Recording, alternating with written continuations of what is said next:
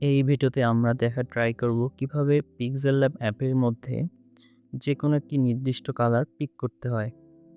প্রথমে আমরা যেই কালারটা নিতে চাই সেই কালারে একটা ছবি পিক্সেল ল্যাবের মধ্যে নিয়ে আসবো। ধরা যাক এই ছবিটাকে আমরা নিয়ে আসলাম।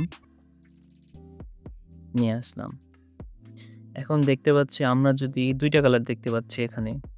আমরা যদি ২টার যেকোনো একটা কালার এখানে ব্যাকগ্রাউন্ড হিসেবে সেট করতে চাই তাহলে একবারে সেম টু সেম কালার, তাহলে আমাদেরকে এই ব্যাকগ্রাউন্ডে যেতে হবে, কালারে ক্লিক করতে হবে।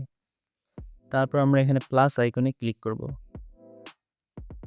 প্লাস আইকনে ক্লিক করার পর আমরা উপরে দেখতে পাচ্ছি একটা কালার পিকার, একটা ড্রপারের মতো একটা চিহ্ন দেখতে পাচ্ছি, সেখানে ক্লিক করব। তারপর যেই ইমেজটার কালার আমরা নিতে চাই সেই ইমেজটাকে সিলেক্ট করব।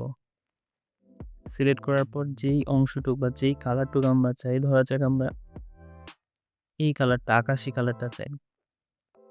এর উপরে ক্লিক করতে উপরে আমরা দেখতে পাচ্ছি যে আকাশি কালার সিলেক্ট হয়েছে। এখন আমরা ওকেতে ক্লিক করলাম।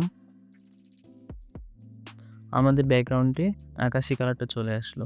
সেমভাবে আমরা যদি গ্রেডিয়েন্টটা ঠিক করতে যাই, সেমভাবে আমরা করতে পারবো। যেকোনো একটা ডেমোতে ক্লিক করব, ধরা যাক ব্ল্যাক অ্যান্ড হোয়াইট।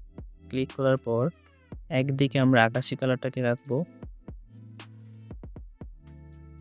এবং অপরদিকে আমরা নীল কালারটাকে রাখবো।